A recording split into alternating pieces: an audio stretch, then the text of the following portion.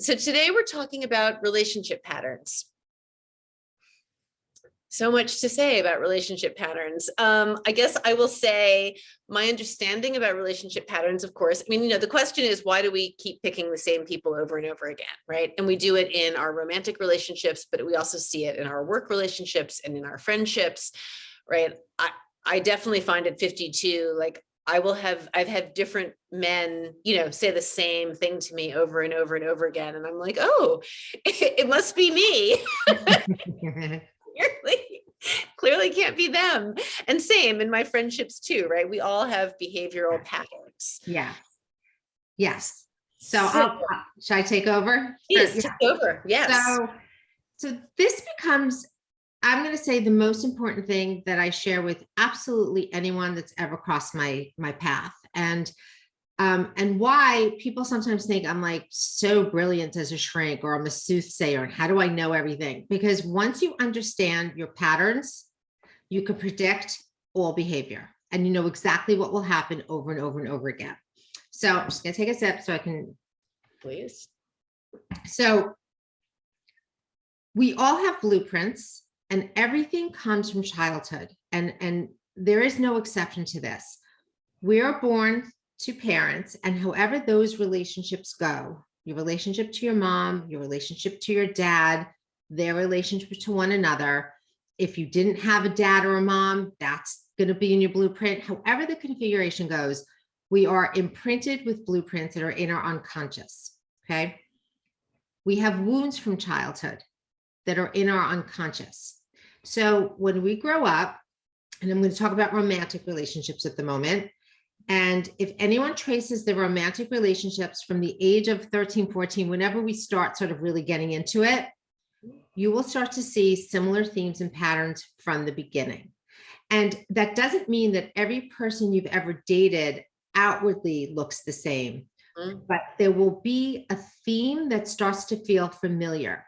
And what that theme is it's your subconscious. When we fall in love with someone, and anyone out there who's dating knows, they could be perfect person on paper, perfect guy on paper, but you don't necessarily fall in love with the guy on paper. You fall in love with who you fall in love with. Or if like Nina and I were in a room together and we lined up 35 fantastic specimens, we are not falling in love with the same ones. That's because right. There's a subconscious Morse code. Our subconscious plugs into the subconscious of another person. And when we fall in love and we feel that high or so known or so comfortable, it's because our wounds from childhood are plugging into their wounds from childhood. And those wounds match. Even if it's for different reasons, even if outwardly we have very different behavior, we know each other and we feel known is based on our pain. And so when we play out a relationship, in that relationship, inevitably, at some point, you will feel the pain of young play out in that connection. And that is true of every human being if you're in a relationship for love, or if you're really, really connected to someone.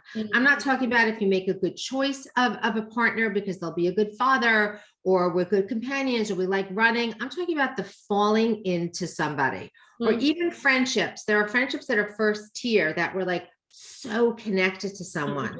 And then there's different tiers. I'm talking about that real connection. You're going to have something that's familiar to you from childhood, and it will be a wound that connects you in a deep way. So I'll stop there for a moment. No, it's so, I mean, I've heard you say things like this over the years, but it is really a very powerful concept. I mean, so we're drawn to people with the same wounds, but we often don't see it for a long time, right? Like I'm thinking, I mean, I can't help but because we have to give examples so that our audience listens to it, so understands it. So it's easier. I mean, I can think of examples in my own life, or maybe you could share us some of your relationship patterns. But like the kind of men I'm drawn to, right, always have some sort of a kind of wounded reserve sense to them, right? They come across as, I was about to say, maybe that's true for everyone, but no, why would it be, right? Like all the men that I'm drawn to have a sort of reserved quality that I want to get at a little bit. I don't, does that make sense? Yes. Well, I mean, I can give them your wounds really easily. Sure, go ahead. I mean, so for Nina, there was a very, very distinct pattern of being drawn to men, that the men that she would fall in love with, the most in love with, would be men that were, she was talking about this reserved quality, that she was always seeking love and approval, and she couldn't quite get what she wanted, right? And there was that elusiveness. it Yeah. was elusive, and that it was very much attached to the elusiveness of her father. And there was some elusiveness of your mother too, but I'm broad stroking. There are nuances to everything. Yeah. You were also drawn to very dramatic relationships with a lot of fire and ice, right? Like there was a lot of fire and then making up, and fire and making up. And I will say, through therapy, I always say to people, we're never going to eradicate the beginning, but we can get a better version of what we had, right? So the relationship Nina is in now, at core, it's all there because they both came from different relationships that there was a lot of drama. But because they both grew up, and they both grew up therapeutically, they both became very self-aware, the initial hook is there, but they're playing it out very differently. So through therapy, you start to have behavioral differences, behavioral changes that lead to new outcomes. So even though the triggers are there, you don't behave them the same way. So the relationship you're in now is your healthiest one, even though the blueprints are still there. You're still drawn into Right. You're something still very drawn similar. to the same, right. Yeah. So someone in the audience just said, I married the man who looked good on paper. My parents told me that if someone is good to you, you will grow to love them. My husband and I no longer live in the same city. So it sounds like for this member, you weren't acting out a pattern. You were trying to just be smart about who you married, but then you didn't feel in love. Well, she didn't marry out of pattern, but her pattern was that she needed to get her parents' approval, right? Okay. So there's a pattern there. So yes, for this person, you wanted the approval of your parents and you didn't marry for love, right? And these patterns are really about, I feel something different here than I've never felt before. Not I'm making a smart choice. But do look at the fact that it was hard for you to go against what your parents said. And that is probably a pattern. The other thing, especially in romantic relationships, and I say this to people, whether you're married or just living with someone, or, if you don't resolve the things from young, they're showing up in your present day relationships. And sometimes that's too heavy a burden for this one relationship. So the things that happen between people, it's going to be old triggers because you're there for a reason, but the intensity of how upset you get or how angry you get sometimes is from the past that you're taking on the present. So I try and remember that a lot. When I'm really upset now in a relationship, I try and remember this isn't about what's happening right here. This is something else. Yes, there's a trigger here. So like I always use this iceberg. At the tip of the iceberg, there's something to address here, but the depth of the pain or anger that I'm in doesn't belong here. Right. All right, Anna, let's hear from you. I hear someone who has her hand up.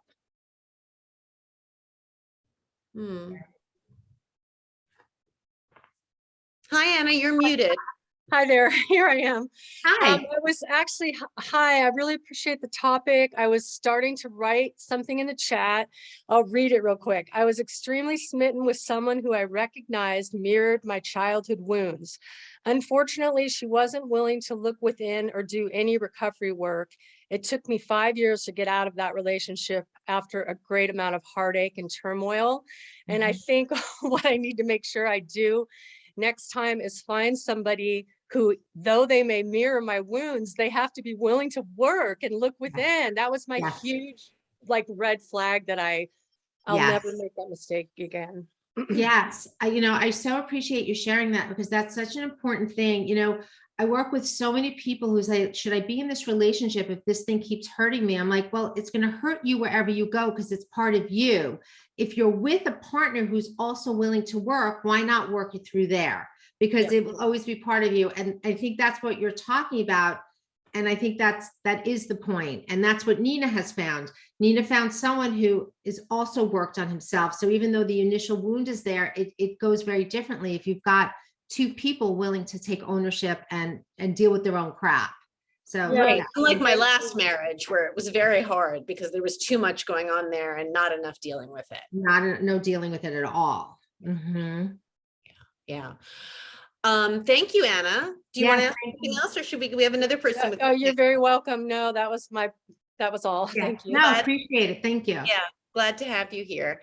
Let's hear from Janice.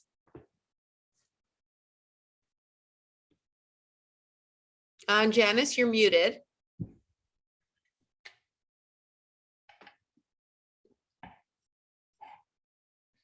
Janice? No? No, I guess not. Maybe she'll come back in a sec. I don't know. Okay. So I wanted to think about some of the classic patterns that people fall into, because one of the things about this subject is kind of interesting. Like there's not really one answer, right? There are a million patterns, as you were just saying. Like there's the woman who was trying to please her parents.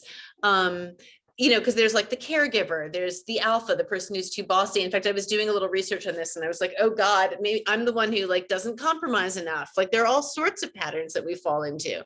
So, I mean, probably you're going to say the answer, of course, is therapy and knowing yourself. Like, how do we recognize these and how do we break them?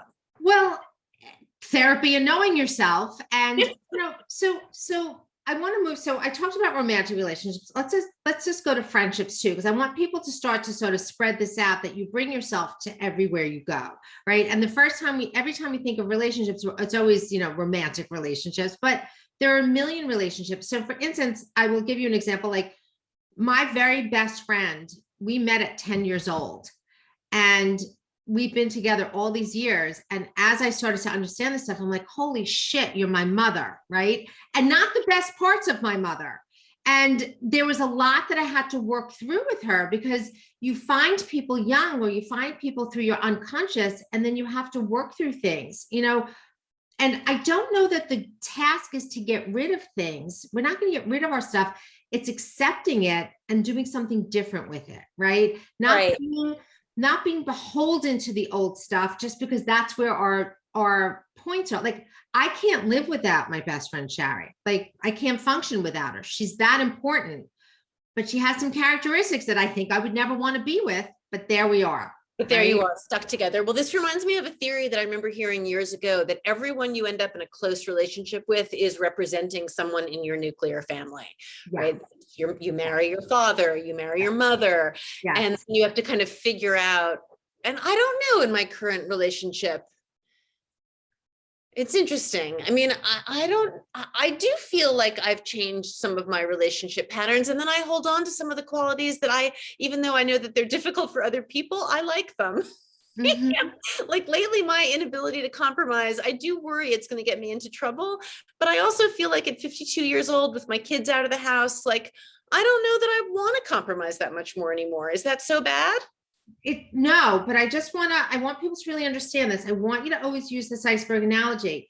At core, there's a theme of plugging into someone who has your childhood wounds. In the middle category, it's like, that's a characteristic of yours. I'm not compromising, right? So you're not compromising as part of who you are, but that's different than who you're drawn to, right? But they're all interrelated. This is all happening at the same time. So most people are at the tip of the iceberg of like let's say I'm going back to romantic relations. I want a guy who's tall and has this job and who's funny and who hikes. Okay, that's at the tip. Mm-hmm. In the middle is, I don't want them to be controlling, or I'm drawn to someone who's controlling, or I'm drawn to someone who's uncompromising. That we can still understand. At core is, oh, I'm drawn to controlling because I was controlled young and I never felt like I got the love of my father. So now I'm with a controlling man who I can't feel the love for, and I'm in pain in my relationship, right? Mm-hmm. So that's how this all starts to work together. And then when people are like, when do I say when do I not stay with the person? Well, how much pain are you in? How much is the other person willing to work? How much, I also always say to people, it's very easy to see what your partner's doing. Let's start with you, and you make the changes you want your partner to make. And because it's not easy to change, and then let's see what's happening, right? So it's complicated and not that complicated. The other idea that comes to mind is this idea that I found very helpful when I was a little younger, was like that we love the way we were loved. So we're often giving love the way we received love, right? That's even if it's bad, it's the way you taught me this, I'm sure. Yes. Even if it was not healthy, it's the way we're comfortable. So like with me, it was often like being kind of ignored, and there was a lot of drama, and like that was my childhood, and it was not great in a lot of ways, but it was also what I knew. Like that was love to me. So I raised my kids, and I was drawn to relationships that were like that, and I parented like that because that was what I knew. Exactly. And that's what felt familiar. And that's what felt familiar. And it took a long time. Like we talked about this in a recent session, a recent podcast episode, you and me, about like, I feel like some of the things I did with my children, I recognize now that I raised them in a lot of ways, just the way my mom had, because that felt like the thing to do. And it's only in distance and retrospect, like, oh, maybe some of these things should be done a little differently. Well, because everything's in the unconscious, and that's just what we become our parents. We sponge them in, and then that's how we behave unless there's an awareness. Now, everyone's already parented. Any younger parents that go through therapy while they're parenting have a chance to course correct. But if you've parented already, it's all in hindsight. Yeah. And I became a parent so young. So young. A member from the audience says, I'd love your thoughts about finding romantic partners who help heal wounds from our childhood. I'm very clear that my beau does that for me in a profound way, but there is a major challenge in the relationship that I overlook and perhaps shouldn't, because I put so much value in what he does provide. Well, I would need a little more details there of whatever you're overlooking, how severe or serious that is. I believe, and I believe this to be the truth, not just my belief system. If you have fallen in with someone who's helping to heal your wounds, it is someone who shares your wounds, that maybe has done work on themselves, can soothe some of it. And maybe, let me rephrase that, because I'm now thinking, this person probably plugs right into you, because if there's some way that he's soothing you and some way that he's not soothing you, the not soothing piece is probably triggering the pain within you. So, so it's a mixed bag, right? It's a little hard because I don't have the details. If I had the details, I'd be able to whip it up. But the other thing for relationships, again, depending on what's missing there's something missing in every relationship. And I go through this on a daily basis. We all come with some empty. Everything's on a continuum. Some people have more empty or less empty, depending on what your parents could give you young emotionally. I'm not talking about taking care of you or financial, about how emotionally your parents were able to plug into you and soothe you is sort of in correlation with like the level of pain and emptiness inside. And so a lot of people, when you fall in love or you have a great new connection anywhere, it fills you up, but eventually it can't continue to fill you, especially the falling in love phase. That's sort of like a sickness. Everyone wants to be with each other all the time and have sex all the time. And then everyone's back in their own lives and your pain comes right back. Mm-hmm. And so there's an expectation for some people that your partners are supposed to fill you up, or they're not supposed to have any faults.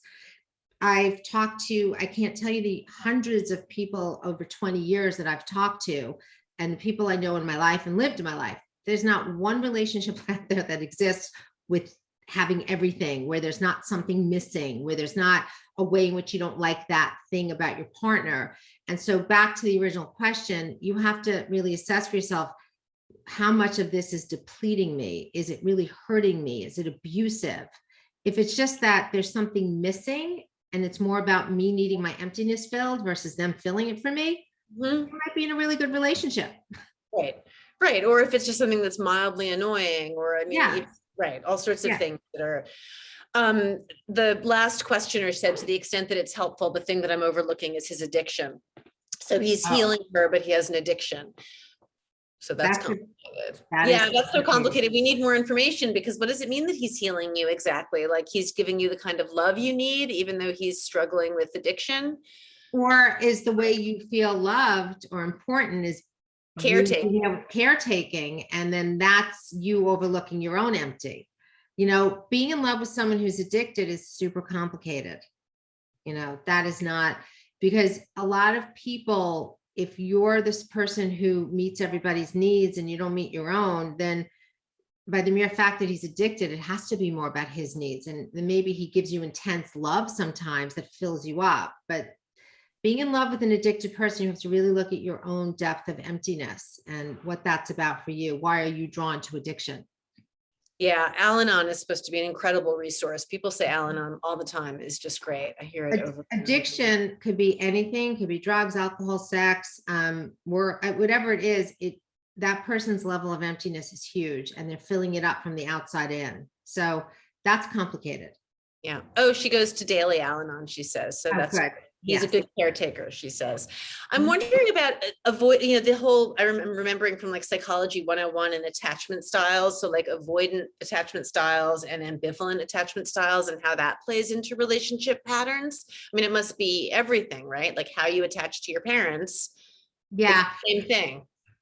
You know me for a long time. I try to stay away from labels and diagnoses because I just don't think they're helpful. I think understanding who you are. But yeah, there's all sorts of attachment styles that of course play into relationships. And again, the iceberg, that's the middle layer of like, oh, I'm an avoidant attacher, or oh, I'm an anxious attacher, right? But what that tells you is, if someone who anxiously attaches definitely with a parent didn't quite feel attached enough, or there was an over attachment. Right. When I speak, it could always be the exact opposite way too. It Right. lends itself to the same connecting, right? So someone with an anxious attachment might have had a parent who couldn't separate. So then you can't separate. And so then when you're with a significant other, if they pull back, you start to feel worried that they're not coming back. Or maybe you had parents you never got approval from, or maybe you had parents who ignored you or abandoned you. Yeah, that's all in your attachment style, and that's all going to play into the depth of who you're drawn to and why. All right, so let's just try and look at it. So at base, like we have to recognize that we all have all sorts of weird relationship patterns that we act out in work, in friendship, in love. And the goal is to recognize the ones that are hurting us and try and improve upon them, right? Like some of our patterns we might feel okay about, or we might not feel like they need to be changed. But for a lot of us, probably, I mean, particularly at this age, once you hit your 50s, you really do recognize the things that you're doing over and over again. Like I recently recognized my ability to kind of like, I reach this place sometimes with people where I've just had enough and I'm just kind of done. And it's a little bit of a weird pattern. Like, yes. I'm a very good friend. I'm very generous. I think I have lots of people in my life I really love, but over and over again, it has happened in my life where, first of all, I never go back to men. Like I don't like go back to relationships, but with friendships and even professional people, like I'll reach a point where I've like lost respect, or I just am kind of, and I just walk away. Like I'm just done. And that's weird. Like, I don't know what that's about, but like, I feel like that's something I should look at a little bit. Like, why can't I have it be more open-ended? Why, which I'm trying to do. That's what I'm trying to do. I'm trying to say, okay, maybe this person isn't what I want in my life anymore at this level of intensity, but I can just pull back a little and still be friendly, and it can be okay. I don't have to just like be done. Yes. So the task is to learn about everything about yourself. And that doesn't mean we throw away everything. The things that we try, and change and shifting is hard, as you know. Yeah. And so it's about figuring out what's in your way that's not working for you, that's making you feel unhappy, and patterns in relationships become important because, sometimes it works in one area and not another. So you can have the same pattern that works in your love life, but is hurting you at work, or a pattern that hurts you in friendships, and some people are able to find love, but they don't have friendships because they trust men more than they trust women. Or sometimes you can have women, but it's hard for you to have romantic relationships. Or sometimes you do great with bosses, but not with coworkers, right? So you're still looking at the same pattern, but you have to see how it plays itself out and why it's okay in one area and not others. And then sometimes there's one thing that's messing you up in all areas of your life. So that is about self-awareness work. And like you were saying, there's some things we learn about ourselves that we're like, I like this about myself and I'm keeping it. Right? Because even if it's not an appetizing thing to other people, we're like, accept it or don't accept it. And there are some things that if you don't work on it, then you're the one who remains unhappy. You're really hurting yourself. That's You're right. really hurting yourself. You Recognizing can't hold the job, or you can't have the friendships, or you can't sustain a romantic relationship. Yeah. And you have to look at yourself and how, how you've participated, or you live unhappy without those things. Right. I mean, that seems fair enough, right? Look at your overall kind of well-being, and be honest with yourself about where you're hurting yourself, where what you're doing isn't serving you. Yes. Is there a place right now that's not serving you? Me personally? Yeah. At the moment, I'm going to say no. Okay, good. At the moment, I'm going to say no. In my life, sure. And it would be in the romantic area, because I was someone who, it was hard for me to commit.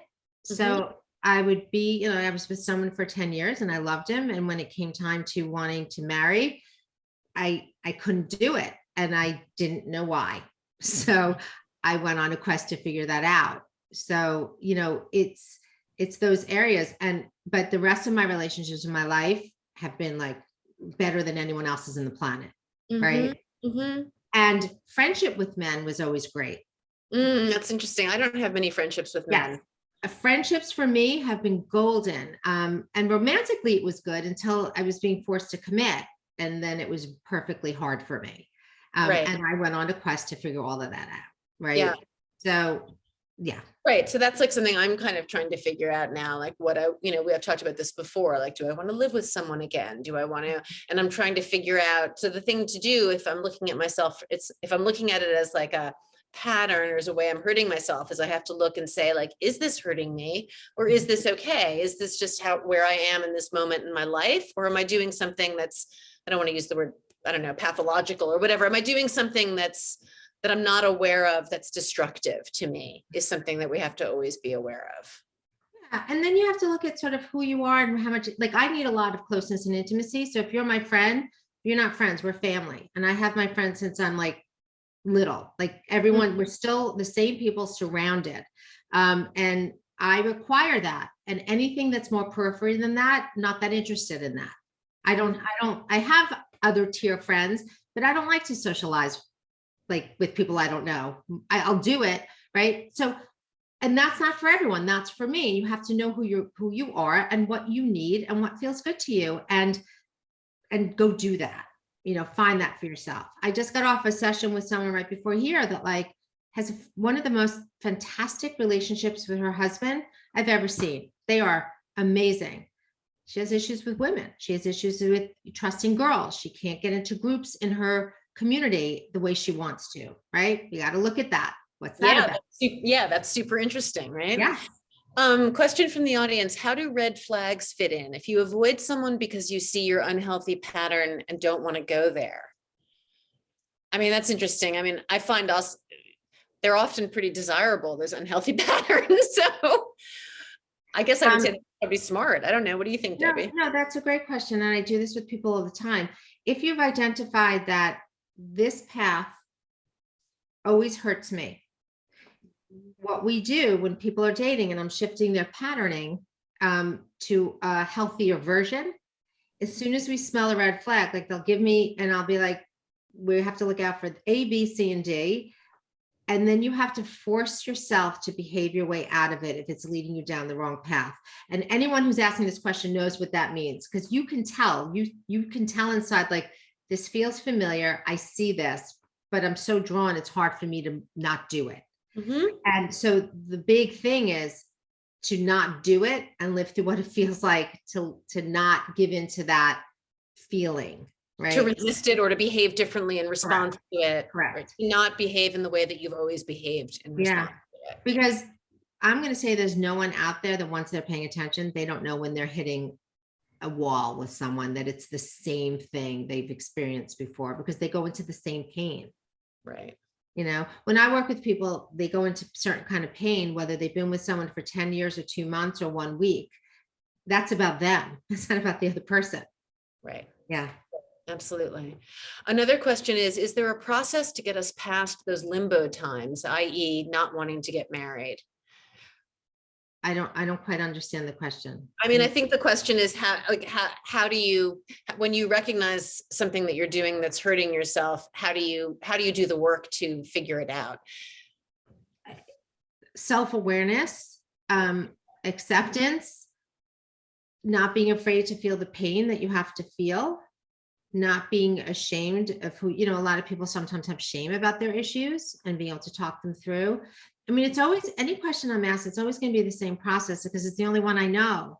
Go Right. inward and sit with your pain and sit with your pain and work it through, and sit with your pain and make new moves and sit with your pain. And eventually it works. Yeah, no, I think so too. It's patience and time and perseverance. Work.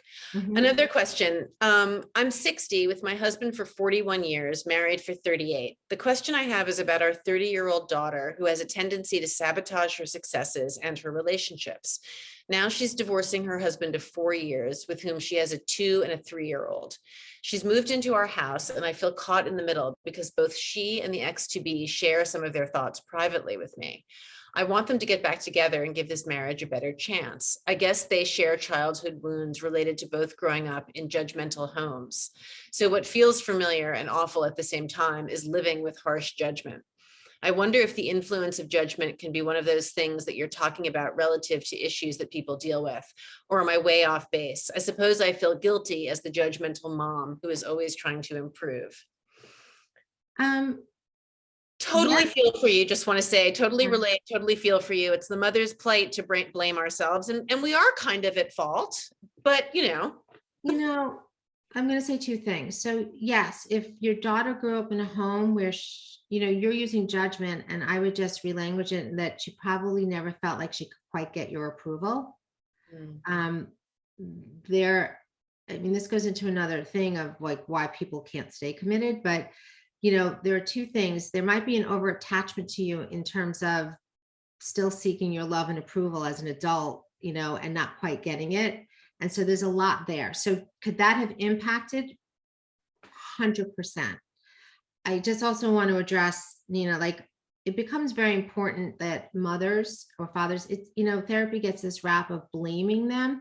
It's really not about blame. It's just that when someone shows up and things are not functioning right, and they don't understand it, we have to look at what happened, right? And so it's about understanding so we can course correct versus blaming, because, I'm not a parent. Parenting's really effing hard. And, even if you're the most self-aware person on the planet, you're still going to have old triggers. You're still going to have to fight against them. And I don't know one family, it's called good enough mothering. Like you're not going to get everything right.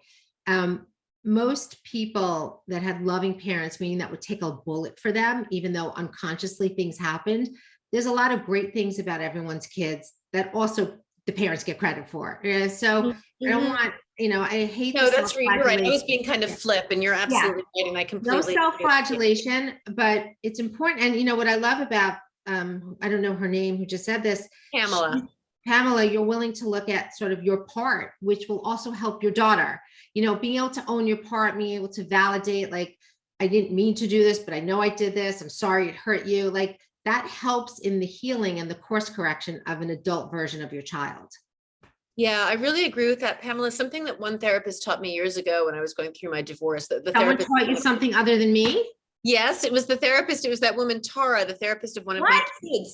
And remember, she used to say to me, you should apologize to your kids frequently, regularly, and often. Let them know what you're sorry for. And I do that. And when I see them, and this is all these years later, that was maybe 15 years ago.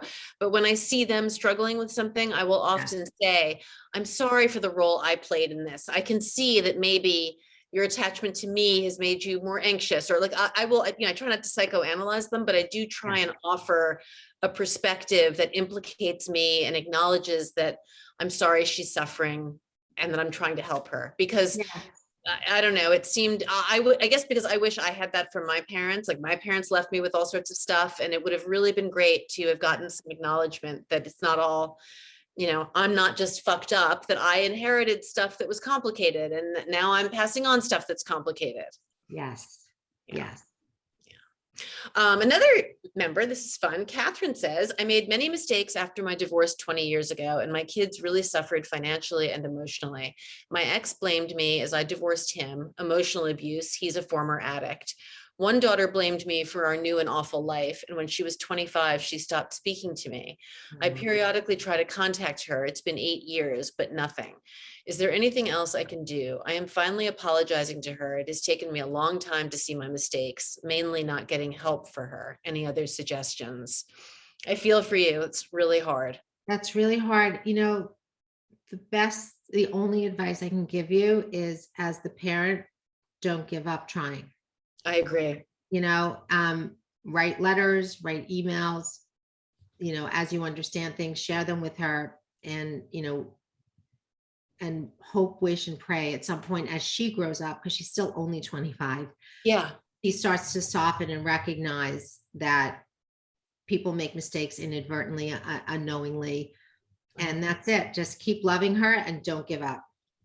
I agree. And I bet she will come around. I often think to my kids, like, they think everything is, my kids are also in their 20s, and they think everything is so simple. And I often think, like, I hope I live long enough to see them have children and kind of get to that place where they realize how complicated it is. But I will also say Nina's children are young, but Nina's children have also come a long way, because Nina's changes.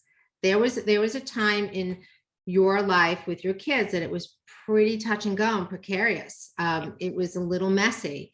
And as Nina healed, and as Nina owned things, and as Nina shifted and pulled back and stopped doing certain things, they have come forward, and your relationship with your kids is really good now. Really pretty good. And I'm really surprised. Yes, it wasn't always that way. How good it is. Yeah. And I'll also say, Catherine, to what Debbie said, I just think Debbie's so right, because I have a father who doesn't speak to me, and it kind of it's just mind boggling to me that he doesn't reach out and say, I'm sorry, I miss you. He should be reaching out. I could never imagine doing that to a child, just giving up. So I would say, keep trying. Yeah. Another member says, what about you were lacking something from your parents and you find it in healthier parental role models or friendships? My parents died when I was younger, and I could never work it out with them, but starting to heal with other relationships. That's great. Yeah. Yes. You don't, you know, you don't need your parents alive to work out your stuff. And even if they are alive, most of us work out our stuff with our significant others, with our friends. We're not necessarily working it out with our parents. So yeah, that's great. And actually, to that member, I now have this older couple, Pam and Peter, this couple in their late 70s, early 80s, who have become a little bit like surrogate parents. And it's interesting that that relationship has helped me heal some stuff. Like, Peter is 80 years old, and he tells me he's proud of me. And I've never had my father ever in his life tell me he's proud of me. And I needed to hear it. And I've allowed that in, and it has helped me. Mm-hmm. Another member says, how can we set up a therapy session with Dr. Debbie? Well, her website is Debbie Magids, Magids. I think she has a pretty full roster. Yes, I will tell anyone that at the moment, I can't take anyone. I have no space, but that doesn't mean I don't want to hear from you. It doesn't mean one day, and it doesn't mean I can't give you a great referral to another great therapist. So. And on that note, I think we should probably wrap up pretty soon. It's 3:41. Debbie, this has been great. Another wonderful session with you. I'm trying to think of them as sessions. Yeah, they are sessions. I feel bad if we didn't get to everyone's questions. So I think we're okay on you questions. Are? Yeah. Okay. Do we have any last questions from anyone on this subject? Also, we'd love to hear from the audience. If you guys have suggestions of things you'd like us to cover in these monthly sessions, please write in. My email is nina@hellorevel, and I am very available and very open to getting suggestions. As am I. As is Debbie, exactly. So just reach out to us. You can also find Debbie on Instagram. You can find me on Instagram, Nina Lorez Collins, and Debbie has a great website.